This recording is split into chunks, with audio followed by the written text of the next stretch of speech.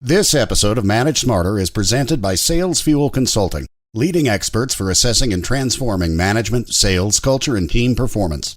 Learn more at salesfuel.com. Welcome to the Manage Smarter podcast with hosts C. Lee Smith and Audrey Strong. We're glad you're here for discussions on new ways to manage smarter, hire, develop and retain talent, improve results, and propel team performance to new heights. This is the Manage Smarter podcast. Welcome, everyone, to the Manage Smarter podcast. We're so glad that you've come to listen to our next guest, who's Tom Paccioretti. I'm Audrey Strong. I'm the Vice President of Communications here at Sales Fuel. And I'm C. Lee Smith, the President and CEO of Sales Fuel. Paccioretti, I pronounced it correctly, right, Tom? That's correct, just the way it's spelled. Like the hockey player, although it's spelled differently. That's right. That's there right. You go. And thanks to him, I'm getting a little bit more recognition, but it is spelled differently. Especially now he's in Vegas, yeah. Yes. Awesome. Well, everybody, Tom has, for more than 25 years, last 15 with his own firm, Broadway Advisors. Tom has been a turnaround consultant and crisis manager. This is a topic we haven't talked about at all, crisis and turnarounds, helping financially troubled companies and their stakeholders. His more than 50 clients include, listen to this, Barney's New York, Cal Fruit Eagle, Trend Technologies, Z Gallery, that was a big one, right, Tom? Mm-hmm. In Easy Lube, Tom and Broadway were recipients of the Turnaround of the Year award for their work with Z Gallery, a $230 million retailer of home accessories. And candidly, I could buy the whole store. Like, I just shouldn't go in there. I love Z Gallery so much. Yeah, and this is it is a family business, and in retail, as we're seeing with Sears right now, good lead into what's going on for today, is in retail, typically they don't survive. But this family, they just got a little bit over their tips, and we'll talk a little bit about it as we get into that. But they're a wonderful family that put it together, two brothers and a sister, and I'm glad you're still shopping at Z Gallery. They do a great job. That was part of the turnaround plan, actually. Number one on the list was get more people like Audrey. Right. I Look know. at those people, get some more, right? I got to buy some more stuff. So. Well, Tom's taking all of his wisdom. If you want to find him, look him up. He's starting a new career as professor of entrepreneurship at Santa Monica College there in Cali. So that's where you are right now. So where do we start with this, I guess? Oh, I want this one, Audrey. You go ahead. Yeah, because, Huge topic. Well, right now, It's it's like fun. Amazon is putting hurt on mass retail, and whether it be Macy's, Penny's, Sears, who just recently declared bankruptcy. So I guess my question to you, Thomas, would be, okay, let's say that you were charged with, out of the blue then, to come in and try to turn around Sears. Do you take the job? And then if you do, what do you do? Yeah, it's a really great question. Here's what happens, and I think it's good for all managers to take a look at these things. Is I come from a sales background, so I'm not a CPA. I didn't come from the consulting world, and I got into turnarounds and workouts as a consultant late in my career. So that would be like in my 30s.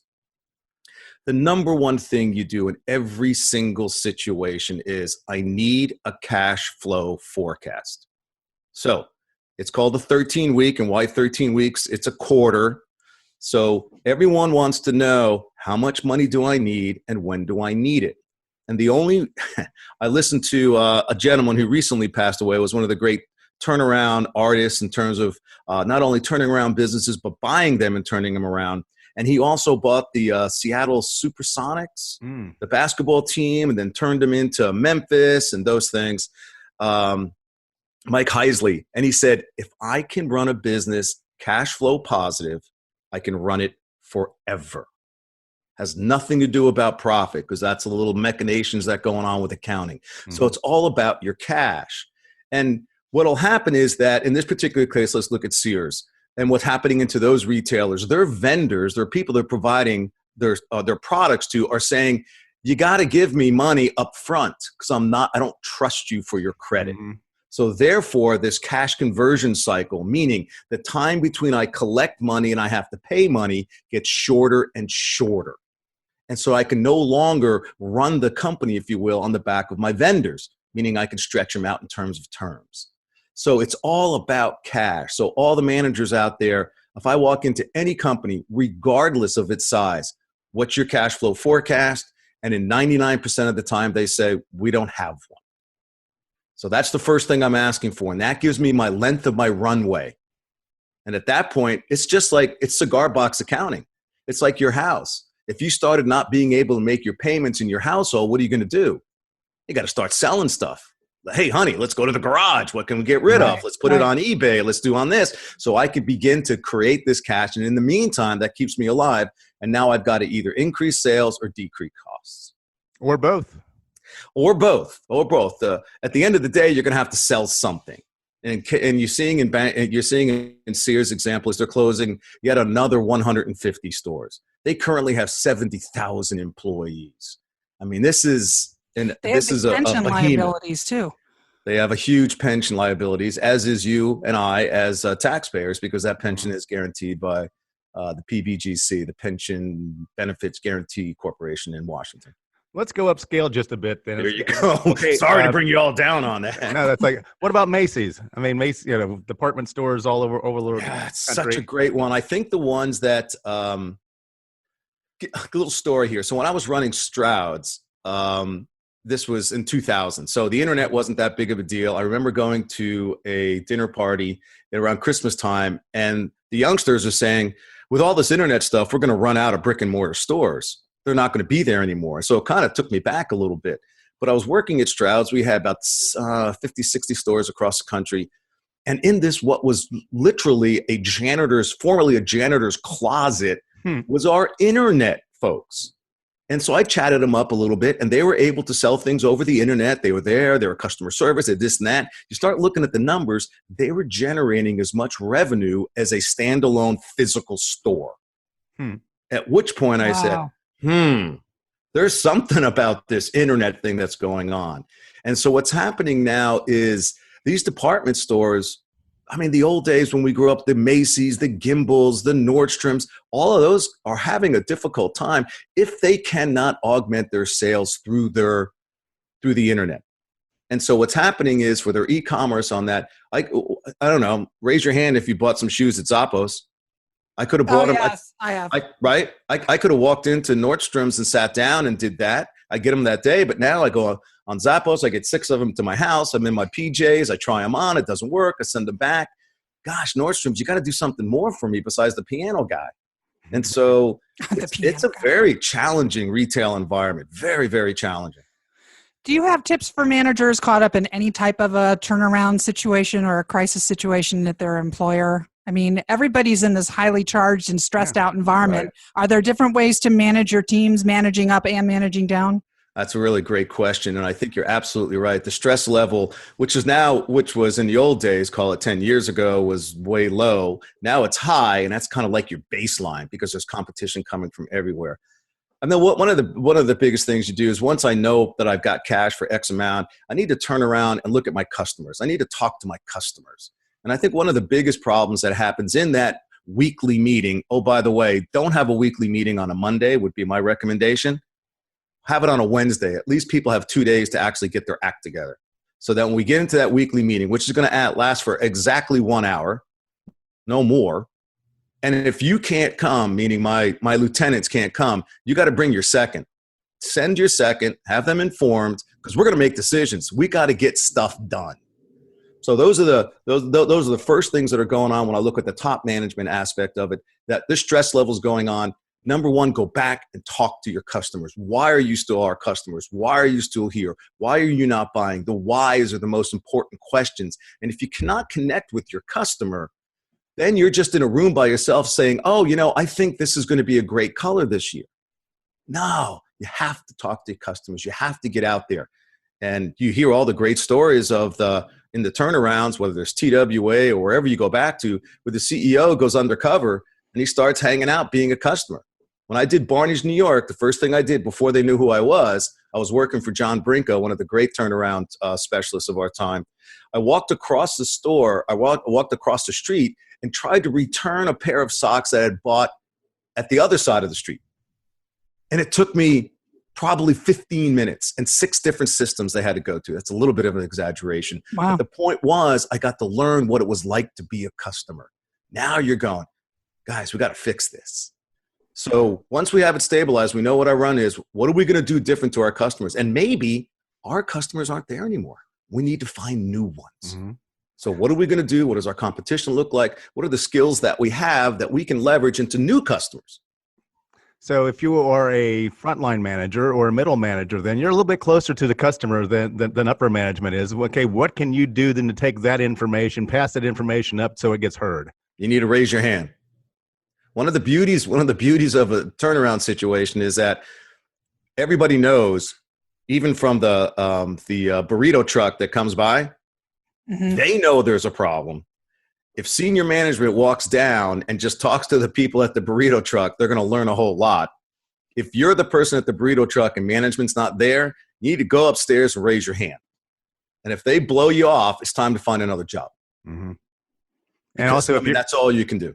And also, too, it's a great people to talk to in any organization, or salespeople, because salespeople, have an opinion on everything and they love to talk. Yep, exactly. And in fact, one of the best ways to get competitive information is talk to their salespeople. That's right. Maybe they have an opportunity. If they came in for looking for a job, well, while you're here, tell me a little bit about what your firm is doing. Mm-hmm. So this is not a situation for slowpokes. You say that this is turnaround situations require you to speed up in your assessment, analysis, and action. Can you explain what you mean by that?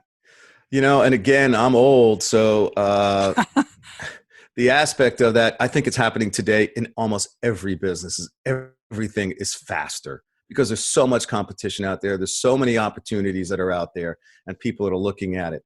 The key becomes, as I teach entrepreneurship at the school, and turnarounds is a form of entrepreneurship, is that I need you to think big, act small, think big, start small, act fast. So, for example, if you think there's a market out there for your product or service, create a prototype and go out there and let it rip. Mm-hmm. Don't worry about, I have to do a 22-page plan. I need to do this. I need to get it through finance.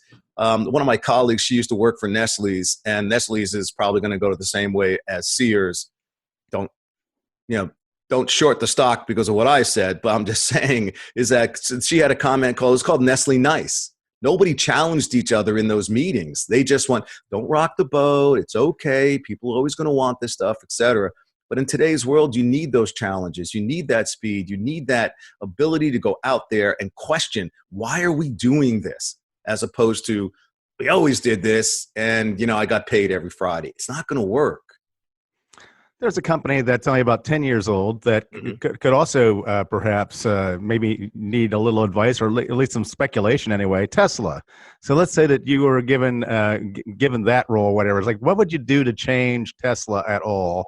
They make great cars. A lot of people love them and everything like that. They're getting the production numbers up and everything like that. But man, they're having, they continue to have problems. That's a great question. I do have a problem, and I think it's starting to come home now a little bit, is that when you start losing $1 billion a quarter, and don't quote me on the price, but it's a lot of money a quarter. Even if you started PayPal, you start writing a couple of checks on that. So if I was Tesla, if I was going into Tesla, again, I need a cash flow forecast. Well, where are we and how much are we losing and when are we losing it? And at that point, I think what you need to do, in my view, is I need to focus on what's winning right now before I take a chance that what could be winning later on. Now, that's a tough management decision in terms of, do I just want to focus on, I don't know, call it the 3 or the 5 or whatever their models are, and just do that one really, really well until I get my footing, because apparently there's been some production issues and all that. And I'm speaking only not from inside knowledge, but only from what I've read. So I got to focus on something here and get everybody rowing the same direction. And then those folks that are doing other things, I can sell SpaceX or something along to let somebody else do that so that I can focus on this one thing. So how much cash do I have? When do I need it? And then, all right, let's figure out what we can do best. And it might even be something new, a new market in which you're going to have to take a chance. But guess what? The best thing about being a turnaround guy is you walk in, you don't know anything. So you can listen to everybody and say, what do we have going on here? What do we go have on here? And then that's where your value comes in, is being able to make the judgment call in terms of what it is that we should do next. Audrey and I were talking last week about Steve Jobs' second stint as in charge of Apple. When he came in, it's like they had over 200 different versions or varieties of Macintosh computer, and he came down and whittled it down to about 3. Yep. And that's the first thing he did. And it's like, well, there's that focus you're talking about. And that's their focus. And you know what? A lot of people, put their heart and soul into the other 193 of them, right? Or 197 of them. And they fought back hard because you're killing my Mac. Exactly. And so the key on that point is this is big boy stuff. You got to be able to make those decisions. And I'm telling you, everybody thinks about turnaround people. All you do is fire. Chainsaw Al back in the old days. That was the whole thing. But no, that's not the key. Is whenever we had to move someone on, for whatever reason it was, I would have the people in that boardroom, I call it my managers, my lieutenants, come up to me. It's about time. We were pulling that guy's wagon for years. It's about time on that. So everybody knows. You just got to stand tall and be able to say, this is it. And because you come in new, I have a significant advantage. I don't know these people. I don't know their children. I don't know where they went to school. I haven't been with them for 10 years. So it's really hard as you look in, let's look at it as a sports analogy. You've been together with a coaching staff for 10 years. Now you've figured out as the head coach, I got to let these guys go. I need some new blood here and that stuff. That's difficult. For me, it isn't that hard. So you gravitate towards the people. You're walking in with a blank slate, the people that are asking the why and are challenging the status quo and are sort of looking at all the processes and systems. So for our audience, if you want to be a standout and the company is in crisis, this is how you can maybe save yourself. That's right. You got to be able to go in and come up with something, right? I need to come up with something and make it small. It's not, let's do a test. So let me do a test in 2 weeks. Because I talk about at the college now, because I'm now in academia, they look at a year or 18 months is really fast. I'm going, I can't see further than 3 months. I mean, that's eternity for me. And I think everything is moving at that fast and that pace. Yeah, so, you're going to have to slow your roll there, Tom. I know, a little bit. Yeah, I'm sure I'm going to go to the principal's office. I'm sure I'm going to be there. It's just when. I think there's some wagers going on in the over and under in terms of when I'm going to get called to the office. But the question of those aspects is, guys, we can see it, and the people on the front line can see it. Is it a good thing or a bad thing that academia moves so much slower than the real world? Oh man, you ready for this? All my people out there, my peeps who are going to listen to this. Education is ripe for disruption. Yeah. You're looking at Google, you're looking at Amazon, and these people coming out on how people are going to consume education. They don't want to have to drive all the way over here because, in LA, the traffic's horrible, right? Like most places. And so now I got to drive here. Now I got to drive there. And so now I need some stuff online. But then online, I want some online. I need some of this. But I can't get the interaction with the professor that I'm really looking for. I need something that's relevant. We don't need to be teaching things that no one can use in the workplace today. But every student coming out of our Santa Monica Community College, a 2-year college, needs to know Excel. You need to know what a cash flow is. You need to know what a break even is. Now I'm in the business department, and that's a little easier to say in terms of what needs to be done in those things. But I can read the financials. I can see what's going on. I think it's a wonderful opportunity for people that are motivated, that are excited. Look at Google Education, Amazon Education, Salesforce. These people need to educate folks. What is it? Coursera, Udemy. It is a general assembly. There's a lot of competition out there, and they're doing some good stuff because they're responding to what the customers want. Do you want to talk about your class launching in spring of 2019? Because some of our audience, lawyers, accountants, consultants, may want to take part. Sign up for that stuff. In LA. Yeah, especially in LA. And I'm on the west side, called the west side of LA. And so I know there's a lot of lawyers here and that. And one of the things that we found, and one of the reasons we were successful as a very small firm, is that we knew how to sell. Sell meaning to provide value first to our customer. So while I create the principal selling class for consultants, so it'll be I'm looking like a weekend or 2 weekends. So a half day on Friday, all day Saturday, and then we'll move on 2 weeks to practice it, and then come back with some ideas on those things about how do you provide value as a consultant. I taught this once at a major consulting firm in New York City.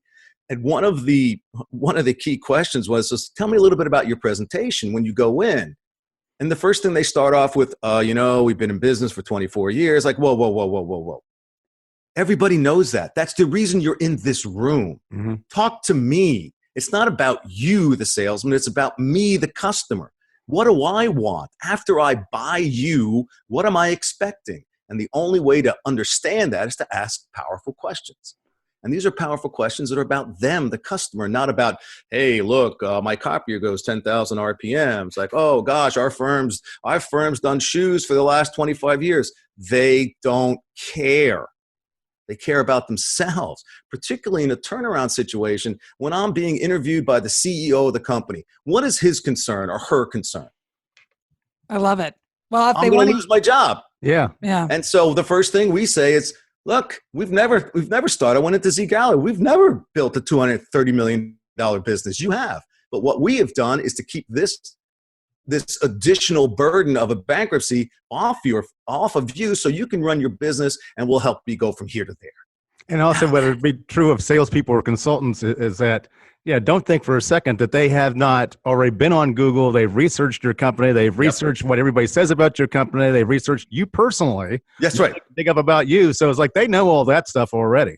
Oh, I mean, you just gave me chills here in terms of that. I tell that in class all the time. It's like, look, if you walk into my office and say, tell me about your company, you're out. Oh, you're out. Yeah. You're out. Oh, yeah. You got to come with me ideas. You got to come with me with how do I make more revenue? How do I profit from this? Not save money. That's like too easy. How am I profiting from it? And so you can use your experience to say, when these circumstances, this is what we did and this is how it worked out. It might be similar to you, but you should be speaking only a third of the time.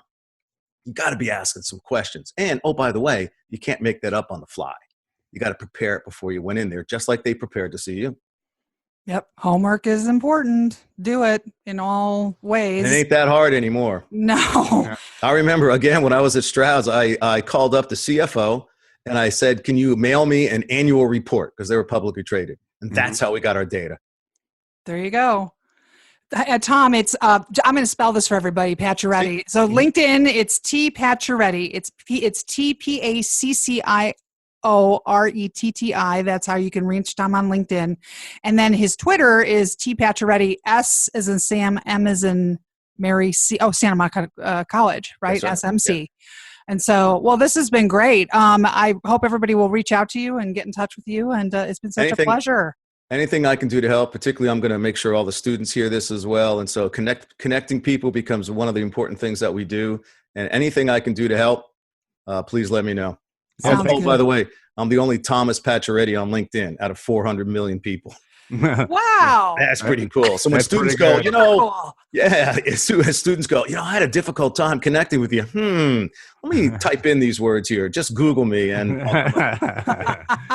thanks for joining us today, Thomas. It's been a pleasure. You guys have been too much fun. I can't recommend you more to other folks. This is so much fun.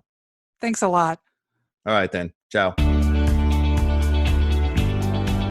Thanks for listening. If you enjoyed the show, please rate and recommend on iTunes, Overcast, or wherever you get your podcasts.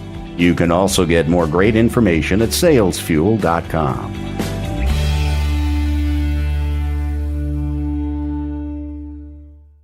This podcast is a part of the C-Suite Radio Network. For more top business podcasts, visit c-suiteradio.com.